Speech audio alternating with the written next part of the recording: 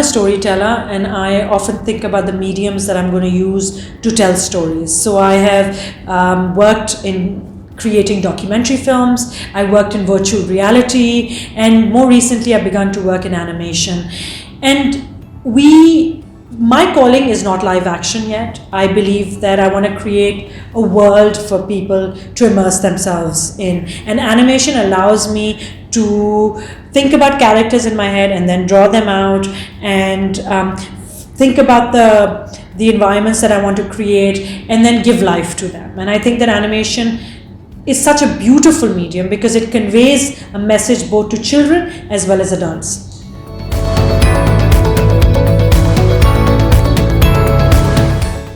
In 2019, there are 12 million girls around the world who are robbed of their dreams because they are forced to be child brides. This is a global conversation that we need to have, that why is this happening on our watch, and what can we do to empower young girls to fulfill their dreams. And I think it's important to talk about this issue because when a young girl is married off at the age of 14 or 15, she's not developed physically. She often undergoes a lot of trauma. She often goes through domestic violence. And there's a number of things that happen because the girl is small and young. She's unable to fight for her rights.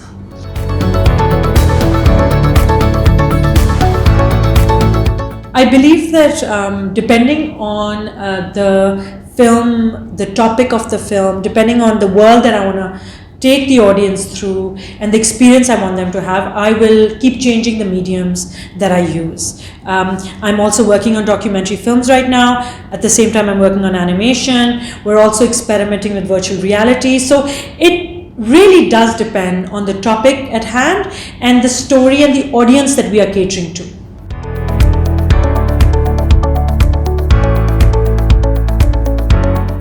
I am thinking about the kind of features that I want to do. I believe that Pakistan's market is extremely small and we do not have enough cinemas, nor do we have an infrastructure to support filmmakers. Every filmmaker that is creating a film for the Pakistani audience should really be getting a Medal of Honor because the difficulties that they go through to create films in this country, I think it's very brave of them to be able to do so. And until this market is developed enough for filmmakers to take risks, I don't think that I will be making a feature film here in Pakistan.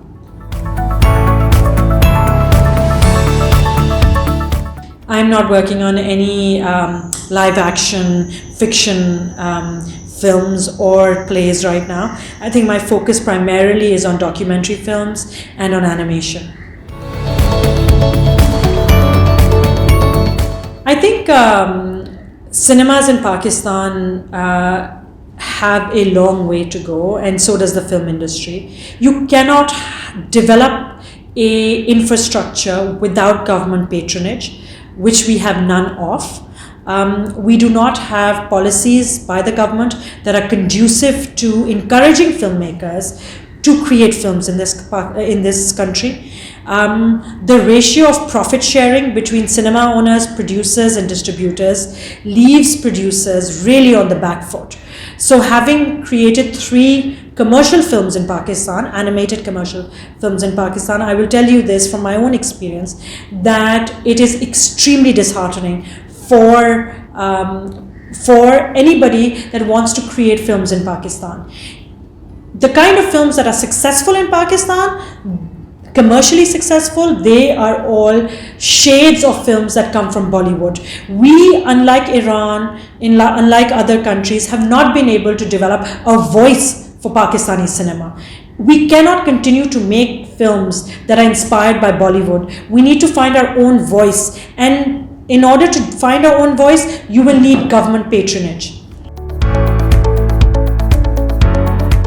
Pakistan's cinema is very nascent. It's in its infancy. It's barely begun to crawl. I think that it will take some time before one of our films breaks through to the other side. Having said that, I think that there are remarkable filmmakers in Pakistan. A Pakistani short film just won at Venice which is fabulous news. Sarmat Khusat's film has just won at Busan.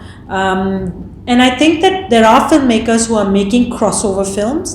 It is my hope that in the next 5 years, there will be Pakistani films that will win major awards on the international circuit.